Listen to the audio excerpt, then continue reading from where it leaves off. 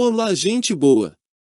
Vamos viajar hoje na história do dinheiro brasileiro, ver quais foram e como surgiu cada um. Primeiramente, navegando pela internet, achamos as seguintes definições sobre dinheiro. De acordo com o site da Casa da Moeda, as primeiras moedas, tal como conhecemos hoje, peças representando valores, geralmente em metal, surgiram na Lídia, atual Turquia, no século VII AC. As características que se desejava ressaltar eram transportadas para as peças através da pancada de um objeto pesado, martelo, em primitivos cunhos. Já o quero-bolsa fala que desde a independência, em 1822, o Brasil já teve 9 trocas de padrão monetário e 7 moedas. Dos réis ao real, o motivo de tantas trocas era um só, a inflação. Caso o Brasil mantivesse a mesma moeda, hoje seriam necessários milhões de cruzeiros para comprar uma garrafa d'água, por exemplo. Vamos agora conhecer todas nossas moedas e suas histórias. Antes, curta esse vídeo, se inscreva, compartilha com seus amigos e comenta com sugestões de assuntos que você queira ver nesse canal. Dinheiro no Brasil colônia. O primeiro dinheiro a circular no Brasil foi a moeda mercadoria. Durante muito tempo, o comércio foi feito por meio da troca de mercadorias, mesmo após a introdução da moeda de metal. Mas a primeira moeda brasileira de fato foi o açúcar, que, em 1614, passou a valer como dinheiro por ordem do governador Constantino Menelau. O fumo, o algodão e a madeira também eram muito utilizados com essa função. As primeiras moedas metálicas, de ouro, prata e cobre, chegaram com o início da colonização portuguesa. A moeda portuguesa, o real, foi usada no Brasil durante todo o período colonial. Assim, tudo se contava em réis, plural popular de real. O dinheiro vinha de Portugal, mas sua origem verdadeira era a Espanha, muito mais rica em reservas metálicas devido à maior abundância de ouro e prata em seu império. Houve até uma época, durante a dominação de Portugal pela Espanha, de 1580 a 1640, em que a moeda utilizada na colônia brasileira era o real hispano-americano, cunhado na Bolívia. Em 1624, a Holanda invadiu pela primeira vez o Nordeste brasileiro. Sob seu domínio, foi realizada a primeira cunhagem de moedas em território nacional. Quadradas, pequenas, feitas em ouro e prata, elas surgiram em Pernambuco, em 1645. As casas fabricantes de moedas foram criadas por aqui à medida que os lugares iam desenvolvendo-se e necessitavam de dinheiro. A primeira foi a Casa da Moeda da Bahia, seguida pelas do Rio de Janeiro, Pernambuco e Minas Gerais.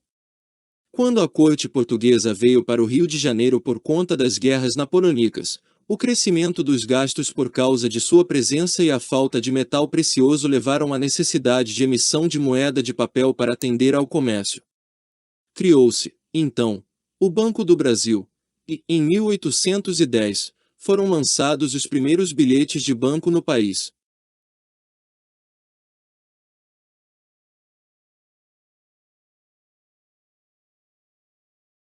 O dinheiro na República Velha. A desvalorização transformou-se num mal crônico, e as crises financeiras se sucediam. O governo federal passou a ser o único responsável pela emissão de nosso dinheiro.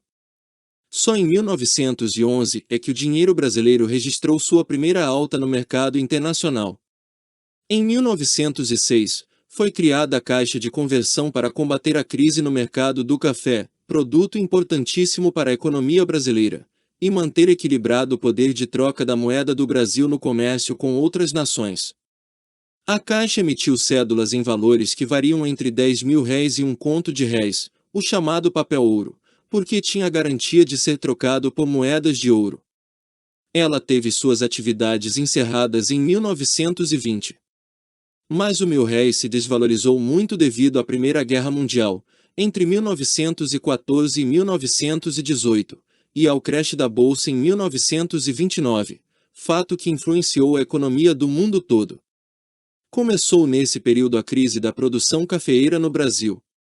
Para tentar estabilizar a situação, criou-se a Caixa de Estabilização, que emitia cédulas que podiam ser trocadas por barras ou moedas de ouro, com o intuito de formar um estoque que tornasse o dinheiro brasileiro mais forte.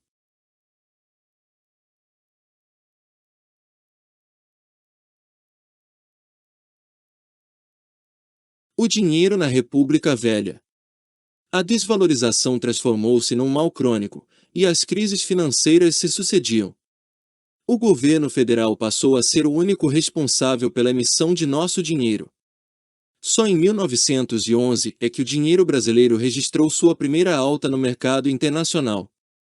Em 1906, foi criada a Caixa de Conversão para combater a crise no mercado do café, produto importantíssimo para a economia brasileira, e manter equilibrado o poder de troca da moeda do Brasil no comércio com outras nações. A Caixa emitiu cédulas em valores que variam entre R$ 10.000 e R$ 1 conto, o chamado papel-ouro, porque tinha a garantia de ser trocado por moedas de ouro. Ela teve suas atividades encerradas em 1920.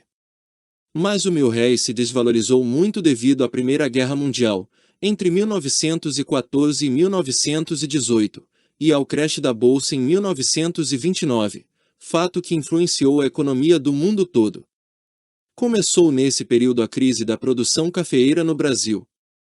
Para tentar estabilizar a situação, criou-se a Caixa de Estabilização, que emitia cédulas que podiam ser trocadas por barras ou moedas de ouro, com o intuito de formar um estoque que tornasse o dinheiro brasileiro mais forte. A Caixa não teve êxito, pois essas crises foram tão fortes que esgotaram os depósitos, e suas atividades foram encerradas em 1930.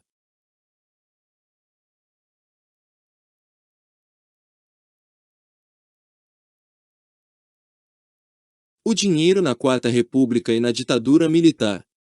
A desaceleração do crescimento industrial ocasionado pela Segunda Guerra Mundial não impediu a consolidação da industrialização no Brasil no fim do Estado Novo, em 1945. Já iniciadas as ditaduras militares, o ano de 1967 foi marcado pelo lançamento do Cruzeiro Novo, unidade transitória que equivalia a 1.000 cruzeiros. Em 1970, sua denominação voltou a ser apenas Cruzeiro. De 1968 a 1973, o Brasil passou pelo milagre econômico, com a realização de obras e projetos ambiciosos. O PIB cresceu, em média, 11% ao ano, mas a renda tornou-se cada vez mais concentrada, problema que persiste até hoje. Em 1979, ocorreu a maxi-desvalorização do Cruzeiro, durante o governo Figueiredo, quando o nosso dinheiro perdeu de uma só vez 30% do seu valor. A partir do governo Juscelino Kubitschek, 1956 a 1960, e durante todo o período dos governos militares, 1964 a 1985, houve um supercrescimento da dívida externa brasileira, até que, em novembro de 1983, o país informou aos credores internacionais que deixaria de pagar o principal da dívida, honrando apenas os juros.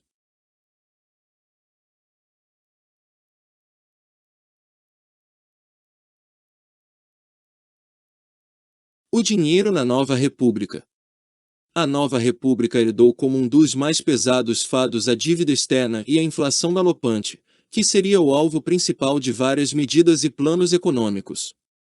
O Decreto 2283 deflagrou, no governo Sarney, o Plano Cruzado. Entre as medidas adotadas, estavam a reforma monetária, criação da nova moeda, o cruzado, o congelamento dos preços e a instituição do gatilho salarial, que era acionado toda vez que a taxa de inflação atingia 20%. Em 1986, entrou em cena o Plano Cruzado II. Em 20 de fevereiro de 1987, o presidente José Sarney informou, em pronunciamento oficial, que o governo brasileiro suspenderá unilateralmente todos os pagamentos de juros relativos à dívida de médio e longo prazo devida aos bancos comerciais estrangeiros. Entre 1987 e 1991, foram implementados sucessivamente vários planos econômicos. Primeiro o Plano Bresser, de junho de 1987. Em 1989, o Plano Verão, que criou o Cruzado Novo. Já no governo Collor, os planos Collor I que ressuscitou o Cruzeiro, e Collor II. A edição sucessiva mostrava o insucesso das tentativas de estabilizar a economia. A inflação pularia de 415,83% ao ano, em 1987, para 2.708,55% ao ano em 1993. No início da década de 90, o Brasil passou por um período chamado de abertura comercial e econômica. Tratou-se de reduzir a tarifa de importação, realizar reestruturações industriais e tecnológicas e promover processos de privatizações de empresas estatais com o objetivo de criar condições para que o mercado nacional pudesse enfrentar a concorrência internacional e adequar sua economia ao fenômeno da globalização.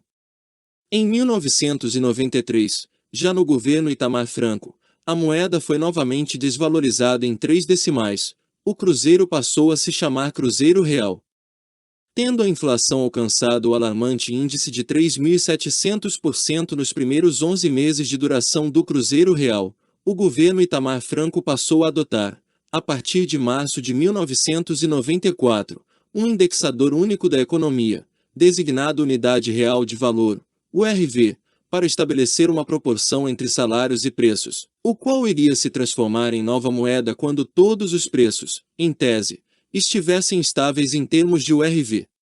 Essa estabilidade pressuposta ocorreu em 1º de julho de 1994, quando a URV, equivalendo a 2.700 cruzeiros reais, passou a valer R$1. Em 1998, o real passou pela sua primeira grande afirmação, quando houve uma grande desvalorização da nossa moeda devido à quebradeira de vários mercados pelo mundo, principalmente o russo e o asiático. Mas, apesar das dificuldades, o Brasil atravessa atualmente uma fase de desenvolvimento. Temos uma grande produção industrial, um mercado vigoroso e atingimos uma marca representativa no segmento de informática e tecnologia. Todavia, nosso passado colonial e escravista revela igualmente seu peso, mantendo flagrantes desigualdades sociais em nosso país e fazendo com que uma grande parte da população não participe desse desenvolvimento. Outro problema comumente enfrentado pelos mercados emergentes como o brasileiro é que suas economias vivem à mercê da ação de especuladores, que ganham dinheiro com fortes quedas no mercado cambial e de ações, podendo fazer com que entrem em colapsos parecidos com o enfrentado pelo povo argentino atualmente, pelo México em 1994 ou pelos tigres asiáticos em 1998.